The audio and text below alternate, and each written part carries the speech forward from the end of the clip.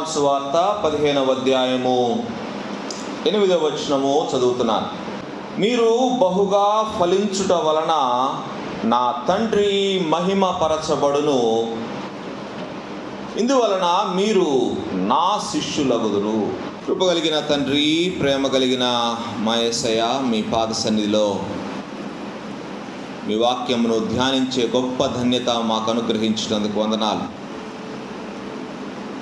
అయినా మీ మాటలు జీవము కలిగిన మాటలు, మీ మాటలతో మమ్మల్ని బ్రతికించండి. యోగి కాలమున నన్ను మమ్మను మీరు దర్శించుమని వేడుకుంటున్నాం. మీ ఆత్మ అభిషేకమును మీ దీనదాసునికి అనుగ్రహించండి. మీ శిలువ చాటును మరుగుపరచండి.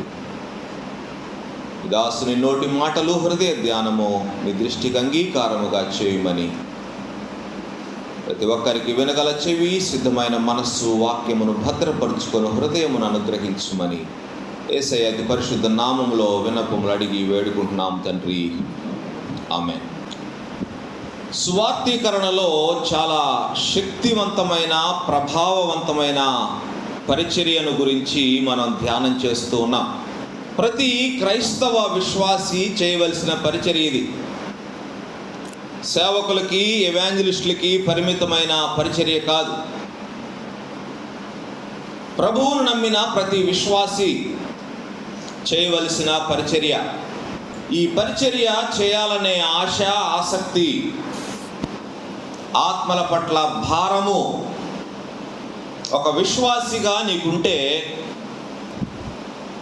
ఈ పరిచర్య నిమిత్తము నువ్వు చేసే ప్రతి ప్రయత్నమునకు పరిశుద్ధాత్మ దేవుని సహాయము తప్పక ఉంటుంది. నీవు పని మొదలు పెడితే చాలు, ఆ పనిని పరిశుద్ధాత్మ దేవుడు కొనసాగిస్తాడు. నీవైనా మర్చిపోవచ్చేమో, కానీ పరిశుద్ధాత్మ దేవుడు ఆ పనిని కొనసాగిస్తూ ఉంటారు. ఒక హృదయంలో నీవు ఒక హృదయాన్ని నువ్వు చక్కగా సిద్ధపరిచి ఆ హృదయంలో ఒక విత్తనాన్ని నాటగలిగితే, నువ్వు తరువాత ఏ పని ఆ విత్తనము నిమిత్తము నువ్వు చేసినా పరిశుద్ధాత్మ దేవుడు తన పనిని దానికి జత చేస్తూ ఉంటారు. అప్పుడు ఒక హృదయంలో ఆ మొక్క ఎదిగి ఫలించటానికి అవకాశం ఉంటుంది. తద్వారా నీ ఖాతాలో కూడా ఒక ఫలం వచ్చి చేరుతుంది. కాబట్టి పరిశుద్ధాత్మ దేవుడు ఆయన లేకుండా, ఆయన సహాయం లేకుండా మనం ఈ పరిచర్య చేయలేం. ఖచ్చితంగా మనం చేసే ఈ పరిచర్యకు పరిశుద్ధాత్మ దేవుని సహాయము, దేవుని వాక్య సహాయము మనకు ఖచ్చితంగా అవసరం. నూతన జన్మ అనేది ఒక క్షణంలోనో ఒక దినములోనో జరిగిపోయేది కాదు. దీనికి సంవత్సరాలు పట్టవచ్చు, నెలలు పట్టవచ్చు, ఎంత సమయమైనా పట్టవచ్చు. సౌలు అనే వ్యక్తి పౌలుగా ఒక్క దినములో మారిపోలేదు. దమస్కు మార్గంలో సౌలు యేసయ్యను చూచిన వెంటనే ఆయన జీవితము మారిపోలేదు. ఆయన మార్పు చెందలేదు. ఆయన ఆత్మలు సంపాదించలేదు. ఆయన పరిచర్య ప్రారంభించలేదు.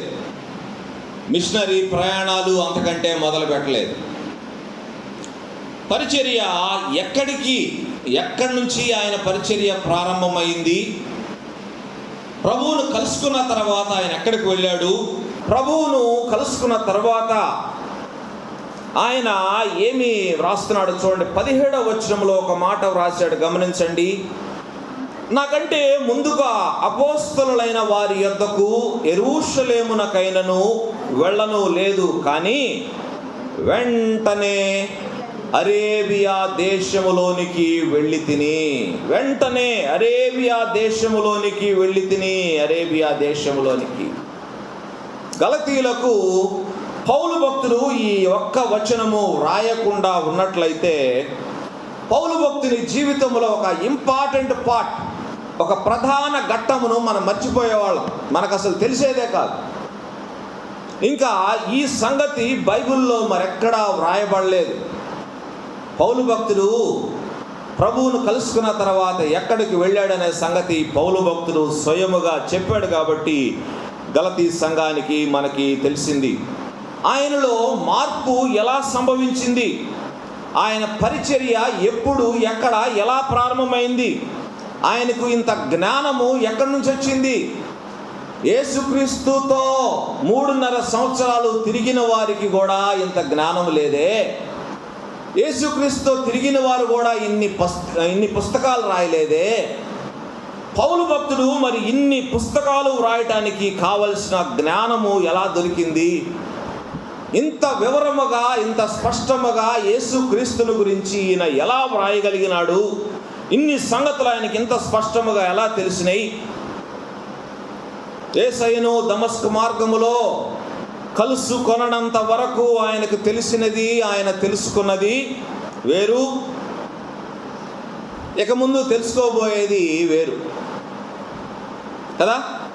ఇప్పటి వరకు తాను ఏది సరైన మార్గం అనుకొని ఆ మార్గంలో దూసుకొని పోతున్నాడో ఆ మార్గము సరి అయినది కాదు అని ఆ రోజు ఆయనకు తెలిసింది. యేసు ప్రభువును కలుసుకున్నప్పుడే ఆయనకు తెలిసింది.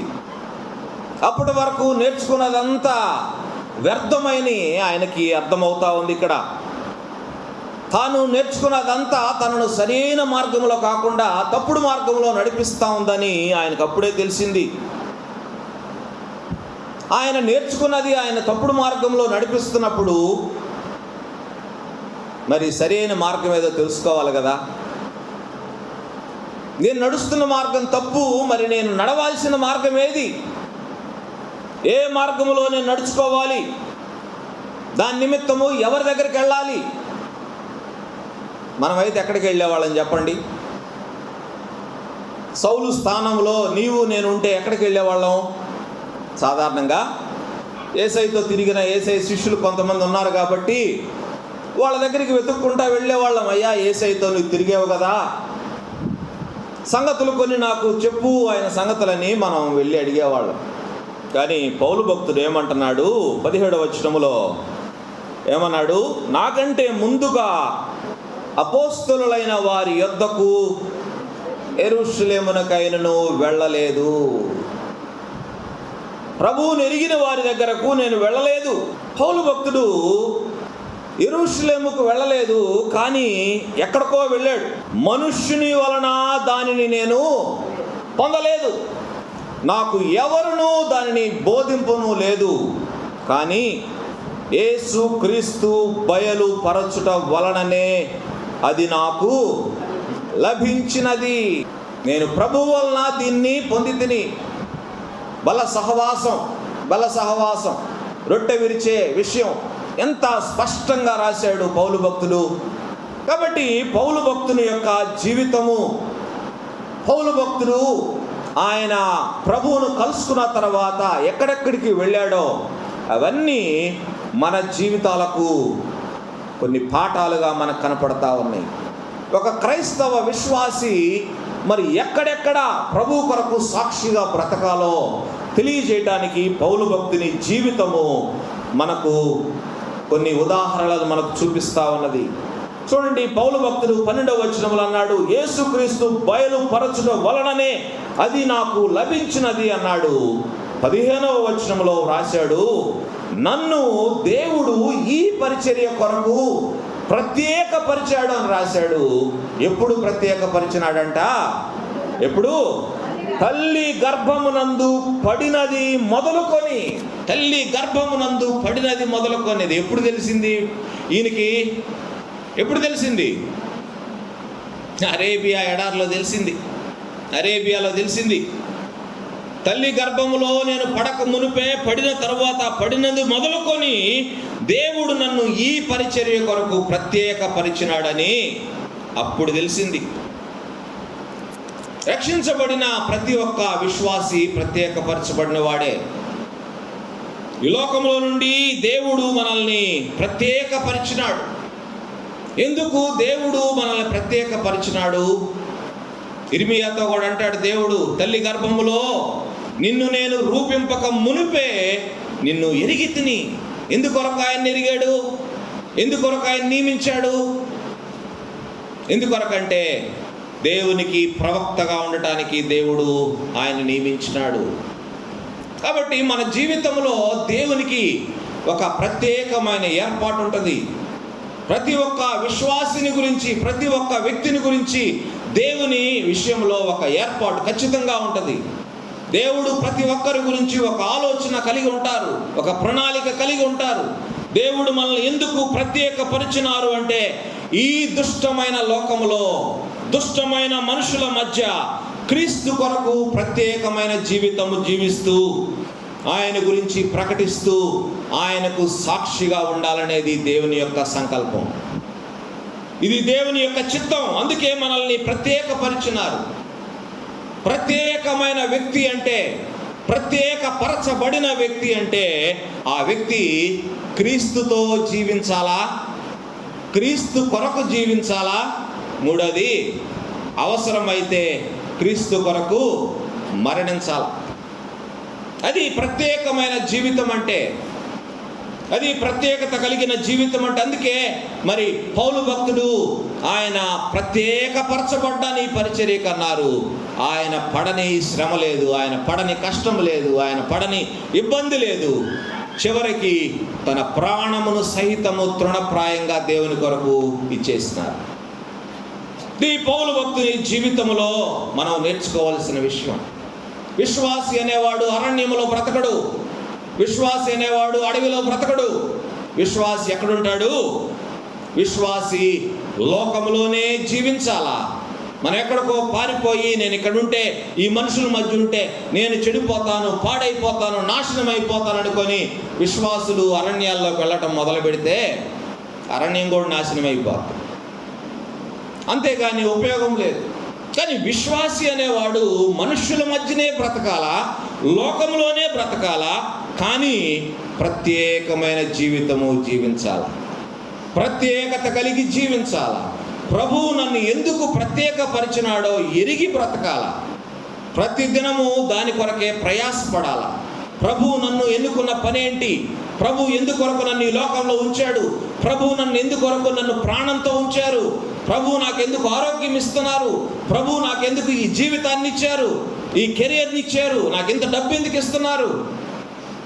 ప్రతి దినం మనం ఆలోచిస్తూ ఉండాలా, ప్రభువు కొరకు నేను ఇంకా ఏం చేయగలను, ప్రభువు కొరకు నేను ఇంకా ఎలా బ్రతకగలను అని మనము ఆలోచన చేసేవారంగా ఉండాల.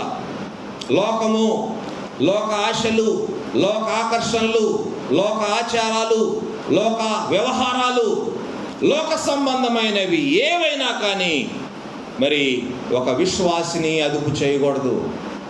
లోక సంబంధమైన సంగతుల ఆధీనములో ఒక విశ్వాసి ఉండకూడదు. అందుకనే భక్తుడు రాస్తాడు, ఇహలోక మాలిన్యము అంటకుండా తనను తాను కాపాడుకోవటం అంటాడు.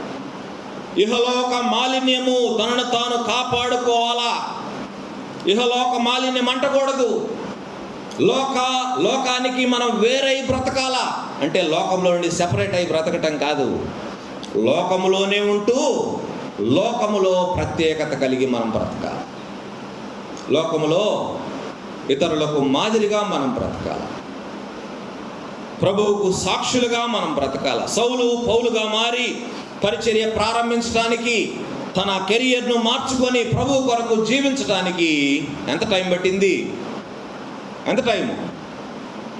3 సంవత్సరాలు పట్టింది.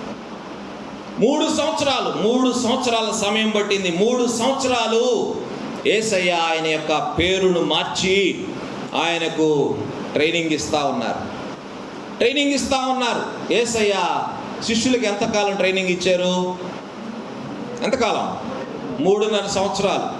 పౌలు భక్తునికి కూడా దగ్గరగా 3 సంవత్సరాల తర్ఫీదు దేవుడు ఆయనకి ఇచ్చినారు. ఈ సంగతులు ఎవరో 3వ వ్యక్తి చెప్తే మనకు నమ్మశక్యం కాకపోవచ్చు, కానీ పౌలు భక్తుడు స్వయముగా ఈ మాటలు మనకు చెప్తా ఉన్నారు. దేవుని చేత పట్టబడిన వెంటనే ఆయన ఎక్కడికి వెళ్ళాడు? 17వ వచనంలో ఉంది, అరేబియాకి వెళ్ళాడు. అరేబియాకి వెళ్ళటానికి 2 కారణాలు. జీవితంలో ఎదురైన ఈ వింత గురించి క్షుణ్ణంగా తెలుసుకోవాలని. ఏంటి నాకు ఈ పరిస్థితి, ఈ విచిత్రమైన పరిస్థితి ఎదురైంది ఏంటి? నేను అనుకున్న ఆలోచనలన్నీ ఏమైపోయినాయి, నేను ఎంచుకున్న కెరియర్ ఏమైపోయింది, నేను దేవుని కొరకు ఈ విధంగా రోషంగా బ్రతకాలనుకుంటే దేవుడేంటి ఈ పనే తప్పు అంటున్నాడు. ఈ విషయం ఏంటో తెలుసుకోవటానికి ఆయన మరి అరేబియాకు వెళ్ళాడు. రెండవది ఏంటంటే, మనుషులతో మాట్లాడటానికి ముందు ఎవరితో మాట్లాడుకోవాలని? దేవునితో మాట్లాడుకోవటానికి వెళ్ళాడు. దేవునితో మాట్లాడి దేవుని దగ్గర నుంచి సంగతులు తెలుసుకొని మరి క్షుణ్ణంగా స్పష్టంగా ఈ పత్రికలన్నీ వ్రాస్తూ వచ్చినాడు. దేవుని నుండి కలిగిన దర్శనాలు ఇవన్నీ, దేవుని నుండి పొందుకున్న సంగతులు ఇవన్నీ పౌలు భక్తుడు మన కొరకు వ్రాసి ఉంచినాడు. తర్వాత ఎక్కడికి వెళ్ళాడు? మొట్టమొదటి ప్రయాణం ఆయన అరేబియాకైతే, అరేబియాలో తర్ఫీదు అయిపోయిన తర్వాత ఎక్కడికి వెళ్ళాడంట? పిమ్మట దమస్కు పట్టణానికి తిరిగి వచ్చి తిని. సెకండ్ ఎక్కడ? దమస్కు పట్టణానికి.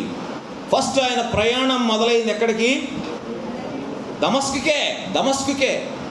దమస్కుకు వెళ్తా ఉన్నాడు. ఒక మంచి పనిని పెట్టుకొని, మంచి మరి యవన ప్రాయమేమో, చాలా ఉడుకు రక్తం, బాగా వేగంగా వెళ్తున్నాడు. ఈరోజు ఎంతమందిని కుదిరితే అంతమందిని పట్టుకోవాలా, రెస్ట్ లేకపోయినా పర్వాలేదు.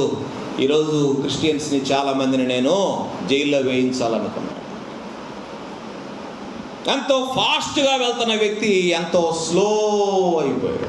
ఒక్కసారిగా ఆయన కళ్ళు మూయబడినాయి, ఆయన గుడ్డివాడైపోయాడు. ఆయన ఎంత వేగంగా వెళ్ళాడో అంత స్లో అయిపోయాడు. దమస్కు పట్టణానికి ఎందుకు వెళ్తున్నాడో అక్కడ వాళ్ళకు తెలుసు. దేవుడు ఆయన లేపి దమస్కు పట్టణానికి పంపించిన తర్వాత అననీయకు చెప్తాడు, అననీయ, ఒక వ్యక్తి నీ ప్రార్థన కొరకు ఎదురు చూస్తూ ఉన్నాడు. అననీయ, నువ్వు పలానా వ్యక్తి దగ్గరికి వెళ్ళాలి అని చెప్తే అననీయ ఏమని చెప్పాడు? అననీయ అపోస్తుల కార్యములు 9వ అధ్యాయము 10 నుంచి 16 వచనాల్లో ఈ సంగతులు రాయబడినాయి. ఏమంటున్నాడు? ప్రభువా, ఈ మనుష్యుడు యెరూషలేములో నీ పరిశుద్ధులకు ఎంతో కీడు చేసి ఉన్నాడు. అంతేకాదు 14వ వచనంలో అంటున్నాడు, ఇక్కడను నీ నామమును బట్టి ప్రార్థన చేయు వారినందరినీ బంధించుటకు అతడు ప్రధాన యాజకుల వలన అధికారము పొంది ఉన్నాడు. ఇది పౌలు వెళ్తున్నది పెద్ద అడ్వెంచరస్ జర్నీ. దమస్కుకు తిరిగి వెళ్ళటం అనేది చాలా సాహసోపేతమైన కార్యం. ఎందుకంటే దమస్కులో ఉన్న వాళ్ళందరికీ ఈయన ఎట్లా పరిచయం? ఎట్లా చూడండి, అననీయ అంటున్నాడు. అననీయ ఆయన ఎంతోమందిని యెరూషలేములో ఎంతోమందికి కీడు చేశాడు. ఇక్కడికి కూడా అందుకే వస్తున్నాడు. ఆయనకి పర్మిషన్ ఉంది. అదే వాళ్ళ మైండ్లో, క్రైస్తవుల యొక్క మైండ్లో ప్రింట్ అయి ఉన్న సంగతి. ఈయన ఒక హింసకుడు, హానికరుడు అనే సంగతి వాళ్ళ మనసులో ఫీడ్ అయి ఉంది.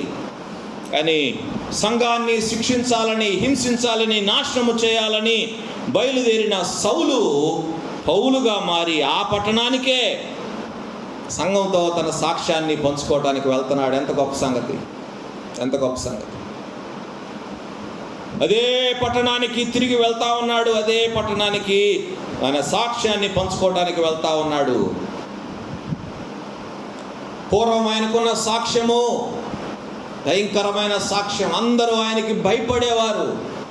కానీ ఇప్పుడు అదే పట్టణానికి వారి దగ్గరికి వెళ్ళి వారికి చెప్తేనే కదా తెలిసేది. మరి తను మార్పు చెందాడని, తన జీవితం మారిందని ఎట్లా తెలుస్తుంది? ఎవరో వచ్చి చెప్పరు. అందుకనే పౌలు భక్తుడు ఆయన తనంతట తానే వారి దగ్గరికి వెళ్ళి వారికి చెప్తా ఉన్నాడు. లేకపోతే ఆయన వెళ్ళి దమస్కుకు వెళ్ళి తన మార్పు గురించి చెప్పకపోతే వారి మనసులో ఆ పిక్చరే ఫీడ్ అయి ఉంటుంది సౌలు గురించి. రెండవది, దమస్కు పట్టణానికి వెళ్ళాడు. దమస్కు పట్టణానికి వెళ్ళి అక్కడ తన సాక్ష్యాన్ని పంచుకున్నాడు. అడిగిన ప్రతి ఒక్కరికి చెప్పుంటాడు కదా, అయ్యా నువ్వు మమ్మల్ని హింసించాలని అప్పుడు వచ్చావు కదా, ఇప్పుడు ఏంటి నీ జీవితం ఎట్లా మారిందంటే ప్రతి ఒక్కళ్ళకి తన స్టోరీ చెప్పుంటాడు కదా. ప్రతి ఒక్కళ్ళకి ఓపికగా సువార్త చెప్పుంటాడు కదా. అడిగిన ప్రతి ఒక్కరికి చెప్పుంటాడు. అందుకనే మనకి ఒక సామెత ఉంది, చారిటీ బిగిన్స్ అట్ హోమ్. దాతృత్వం అనేది ఎక్కడి నుంచి ప్రారంభమవుద్ది? ఇంటి వద్దనే ప్రారంభమవుద్ది కదా. అట్లానే Christian witness also must begin at home. క్రైస్తవ సాక్ష్యము కూడా ఇంటి దగ్గర నుంచే ప్రారంభం కావాలంట. ఆయనకి ఒక రకంగా ఇల్లు దమస్కుకు ఆయన మనుషుల్ని హింసించడానికి వెళ్తున్నాడు, కానీ అక్కడ ఆయన మార్పు చెందిన జీవితముతో వెళ్తా ఉన్నాడు. రెండవది దమస్క్ అయిపోయింది. మూడవది ఎక్కడికి వెళ్ళాడు? మూడవ ప్రాంతం ఎక్కడికి వెళ్ళాడు చూడండి. 3 సంవత్సరాల తర్వాత 18వ వచనంలో రాశాడు, అటు పైన 3 సంవత్సరములైన తరువాత కేఫాను అంటే పేతురు గారిని పరిచయము చేసుకొనవలెనని యెరూషలేమునకు వచ్చి అతనితో కూడా 15 దినములు ఉంటిని. ఏంటి? థర్డ్ మజిలీ ఎక్కడికి? యెరూషలేముకు వచ్చినాడు. యెరూషలేము అంటే యెరూషలేములో ఆయనకున్న పిక్చర్ ఏంటి? ఆయనకున్న సాక్ష్యం ఏంటి? యూదులకైతే ఆయన స్నేహితుడు, క్రైస్తవులకైతే శత్రువు. క్రైస్తవులకు శత్రువు, యూదులకు స్నేహితుడు. ఇప్పుడు ఎట్లా వెళ్తున్నాడు? ఇప్పుడు యెరూషలేములోకి ఎట్లా వెళ్ళాడు? యూదులకు శత్రువుగా వెళ్తున్నాడు, క్రైస్తవులకి మిత్రుడుగా వెళ్తున్నాడు. అక్కడ కూడా చాలా వ్యతిరేకత ఆయనకి ఎదురయ్యి ఉండేదేమో. పేతురుని పరిచయం చేసుకోవాలని వెళ్ళాడు అంటే సొంత ప్రజల మధ్యకి వెళ్తున్నాడు, యూదుల మధ్యకి వెళ్తున్నాడు. అప్పుడు యూదుల దగ్గర నుంచి పత్రికలు తీసుకున్నవాడు, క్రైస్తవులు హింసించడానికి పత్రికలు తీసుకున్నవాడు ఇప్పుడు మార్పు చెంది మళ్ళీ తిరిగి వాళ్ళ దగ్గరికే వస్తుంటే ఎట్లా ఉంటుంది? యూదులందరూ ఆయన్ని చంపాలని ఎదురు చూస్తూ ఉన్నారు. యూదులందరూ ఆయన ఏదో ఒక విధంగా చంపేయాలని ఎదురు చూస్తూ ఉన్నారు. క్రైస్తవులకి ఆయన మీద ఉన్న పిక్చర్ ఏంటంటే దూషకుడు, హింసకుడు, హానికరుడు. కానీ ఇప్పుడు క్రీస్తు కొరకు హింసించబడటానికి వచ్చిన వ్యక్తి కదా. పౌలు తన గతాన్ని ధైర్యంగా ఎదుర్కొని తన ప్రస్తుత జీవితాన్ని చూపించడానికి యెరూషలేము పట్టణానికి వెళ్ళాడు. తన బ్రతుకు మారిందని చూపించడానికి యెరూషలేము పట్టణానికి ఆయన వెళ్తా ఉన్నాడు. చాలామంది గతాన్ని మర్చిపోవటానికి, గత జీవితాన్ని దాచిపెట్టుకోవటానికి అజ్ఞాతంలోకి వెళ్తూ ఉంటారు. కొంతమంది దేశాలు విడిచిపెట్టి వెళ్తూ ఉంటారు, కొంతమంది ఊర్లు వదిలిపెట్టి వెళ్ళిపోతూ ఉంటారు, ఎక్కడో దాక్కొని బ్రతుకుతూ ఉంటారు. కానీ ఒక క్రైస్తవ విశ్వాసి ఎక్కడికి పారిపోకూడదు. గతం ఏదైనప్పటికీ వారి మధ్యే బ్రతకాల, ఎక్కడికి పారిపోకూడదు. మన వారి మధ్యే సాక్షులుగా మనం బ్రతకాల. మన వారి మధ్య, మన యొక్క జీవితమును బాగుగా ఎరిగిన వారి మధ్య మనం బ్రతకాల. మన మార్పు చెందిన జీవితం ఇతరులకు సాక్ష్యకరముగా ఉండాలి. చివరగా ఆయన ఎక్కడికి వెళ్ళాడు చూడండి. ఆ తర్వాత ఎక్కడికి వెళ్ళాడంట? పిమ్మట సిరియా కిలికియా ప్రాంతములలోనికి వచ్చి తిని. సిరియా కిలికియా ప్రాంతములు, ఆయన పుట్టిన ఊరు తార్సు కిలికియా ప్రాంతంలోనే ఉంది కాబట్టి తన సొంత ఊరికి తిరిగి వస్తున్నాడు. తార్సు అనే పట్టణానికి తిరిగి వస్తున్నాడు.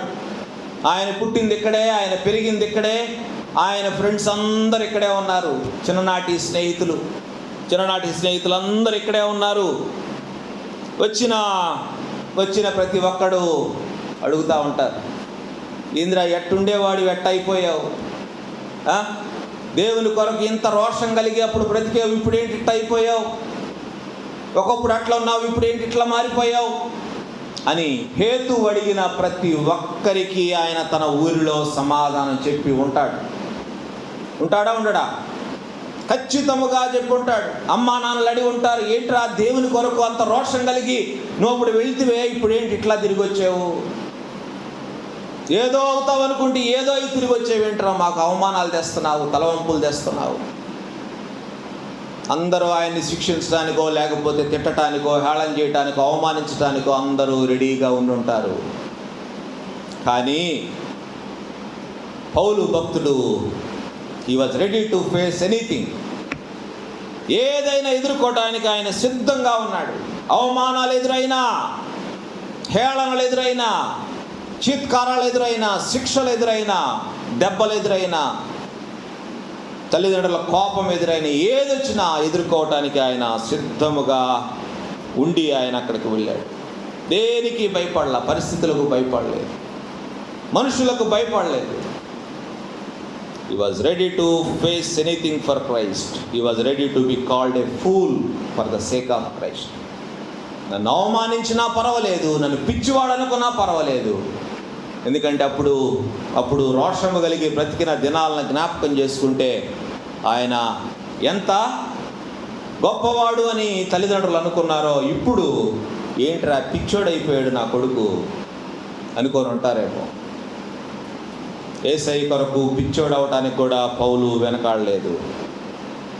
వాక్యం అందుకే ఆయన కొరింథీ పత్రికలో రాస్తాడు, సిలువను గూర్చిన వార్త నశించుచున్న వారికి వెరితనము, కానీ రక్షించబడుచున్న మనకు దేవుని శక్తి. సువార్త శక్తి దేవుని శక్తి, అది మామూలు శక్తి కాదు. ప్రతి క్రైస్తవ విశ్వాసి తన నోట నుంచి సువార్తను ప్రకటించాలా, తన జీవితము ద్వారా సువార్తను ప్రకటించాలా. నీ వారి మధ్య నువ్వు ప్రకటించాలా, నీ సొంత వారి మధ్య నీవు సాక్షిగా బ్రతకాలా. నీ గత జీవితం ఎరిగిన వారి మధ్య నీవు నీ సాక్ష్యాన్ని కనపరుచుకోవాలా. నీ పాత బ్రతుకుని, ప్రస్తుత బ్రతుకుని తెలుసుకున్న వారు ఖచ్చితంగా మార్పుని చూడగలుగుతారు. క్రైస్తవ విశ్వాసులముగా మనము కూడా ప్రభువు కొరకు రోషము కలిగి బ్రతకాలా. మన సాక్ష్యాన్ని మనం కాపాడుకోవాలా, మన సాక్ష్యాన్ని నిలబెట్టుకోవాలా. పౌలు భక్తుడు ఎక్కడెక్కడ తనకు అపాయం ఉందో, ఎక్కడెక్కడ తనకు ప్రమాదం ఉందో, ఎక్కడెక్కడ తన అవమానాలు ఉంటాయని ఆయనకు తెలుసో, ఆ ప్రతి చోటకు ఆయన వెళ్ళినాడు. తన సాక్ష్యాన్ని కాపాడుకొని ప్రభువును ఆయన పైకెత్తి చూపించగలిగినాడు. కాబట్టి విశ్వాసులంగా మనం మన ప్రజల మధ్య మనం ప్రభువుని చూపించే వారంగా ఉండాలా. మన జీవితము మన చుట్టుపక్కల వారికి మాదిరికరంగా ఉండాలా. అటువంటి బ్రతుకు మనం బ్రతకాల. పౌలు భక్తుడు అటువంటి బ్రతుకు బ్రతికినాడు. అందుకనే వ్రాసినాడు ఆయన, నేను దీని కొరకు నేను ఏ మనుషుణ్ణి నేను సంప్రదించలేదు, కేవలం నేను దేవుణ్ణే సంప్రదించాను. Paul received the gospel from no man, he got from God. దేవుని వద్ద నుంచే ఈ సువార్తను పొందుకున్నాడంట. He consulted no man, he consulted only God.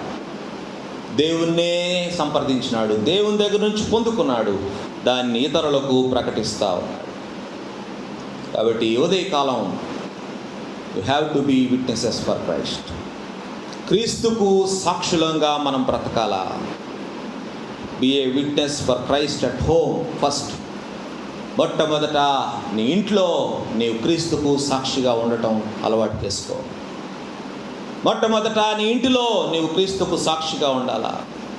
ఆ తర్వాత నీ చుట్టుపక్కల వారి మధ్య, ఆ తర్వాత నీ బంధువుల మధ్య నువ్వు సాక్షిగా ఉండాలా. నీ కొలీగ్స్ మధ్య, నీ స్నేహితుల మధ్య, నీ కాలేజీలో నీ ఫ్రెండ్స్ మధ్య నీవు ప్రభువుకు సాక్షిగా బ్రతకాల. Wherever you are, you have to be a witness for Christ. ఎక్కడ ఉన్నప్పటికీ నేను క్రీస్తు బిడ్డను, నేను క్రీస్తును ఇతరులకు చూపించవలసిన వాడను, దానను అని గుర్తుంచుకోవాలి. ఆ రీతిగా మనం బ్రతకాలి, ఆ రీతిగా మన సాక్ష్యమును కాపాడుకోవాలి.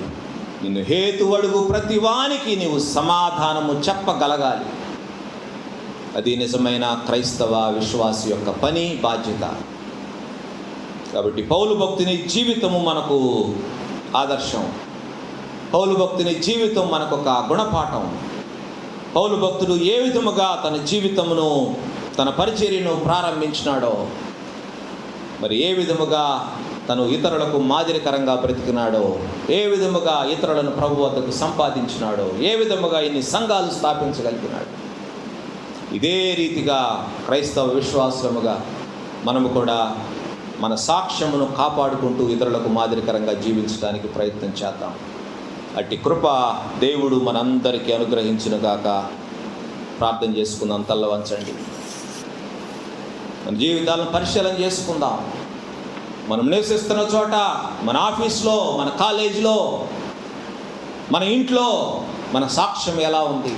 దావీదు భక్తుడు అడిగాడు, దేవా నన్ను పరిశోధించి నా హృదయమును తెలుసుకొనుము, నన్ను పరీక్షించి నా ఆలోచనలను తెలుసుకొనుము, నీకు ఆయాసకరమైన మార్గము నా యందున్నదేమో చూడుము, నిత్య మార్గమున నన్ను నడిపించుము. This must be your daily prayer. ప్రతిరోజు ఇది నీ ప్రార్థన, వ్యక్తిగత ప్రార్థన కావాలా? దేవుని ఎదుట మన హృదయాన్ని పరిశోధించుకోవటం, ఇది మనం ప్రతిరోజు చేయవలసిన పని. దేవునికి ఆయాసకరమైనవి ఎన్నో ఉంటాయి మన జీవితంలో, ఎన్నో ఉంటాయి, మనకు తెలియదు అది ఆయాసకరమైనదని. సౌలుగా ఉన్నప్పుడు దేవునికి ఆయాసకరముగా బ్రతికినాడు సౌలు. కానీ ప్రభువును ఎదుర్కొన్న తర్వాత ప్రభువుకి ఇష్టడుగా బ్రతకటానికి ఆయన తన జీవితం అంతా త్యాగం చేశాడు.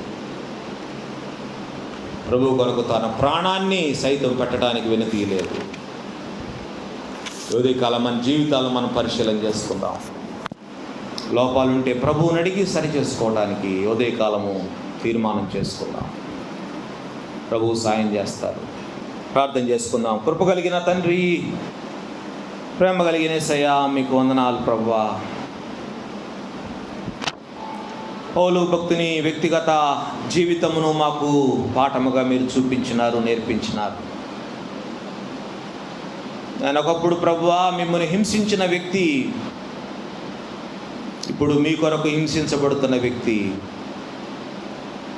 జీవితము సమూలముగా మారిపోయింది. ఎంతోమందిని ప్రభువా మీ వైపు ఆయన ఆకర్షించగలిగినాడు. తన జీవితము ద్వారా, తన సాక్ష్యము ద్వారా, తన పరిచర్య ద్వారా, తన మాటల ద్వారా, తన పత్రికల ద్వారా ఆయన ఎంతోమందిని నాయన మీ కొరకు సంపాదించగలిగినాడు. ప్రభువా మాకును మీరు ఎన్నో తలాంతులు ఇచ్చినారు ప్రభువా. ఎన్నో రీతులుగా మేము మీకు సాక్షులుగా ఉండాలని మీరు కోరుకుంటున్నారు.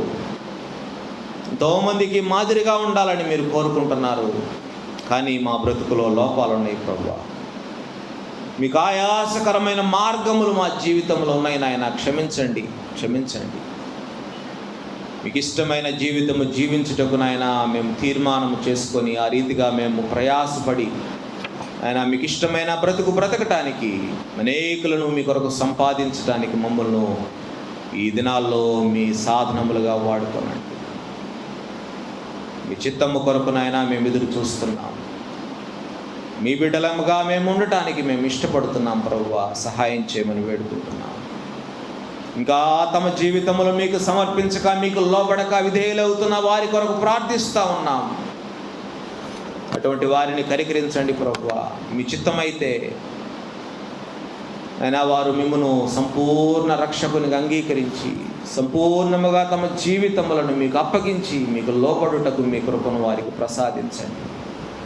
మరొక అవకాశం వస్తుందో రాదో ప్రభువా దయతో కనికరించమని వేడుకుంటున్నాం. కడవరి దినాల్లో మేమున్నాం, బహుభయంకరమైన దినాల్లో మేమున్నాం. ఎప్పుడు ఏం జరుగుతుందో మేము ఊహించలేని పరిస్థితి ప్రభువా. ఈ దినాల్లో మీ సహాయం కొరకు మేము ఎదురు చూస్తున్నాం. మాకు సహాయం చేయండి. మీ బిడ్డలుగా, మీకు సాక్షులుగా మీరు రాకడ పర్యంతము మేము బ్రతుకుటకు మీ కృపను మాకందరికీ దయచేయమని, మీ మెండైన దీవెనలు మాపై కుమ్మరించమని యేసయ్య అతి పరిశుద్ధ నామములో విన్నపములు అడిగి వేడుకుంటున్నాము తండ్రి. ఆమేన్.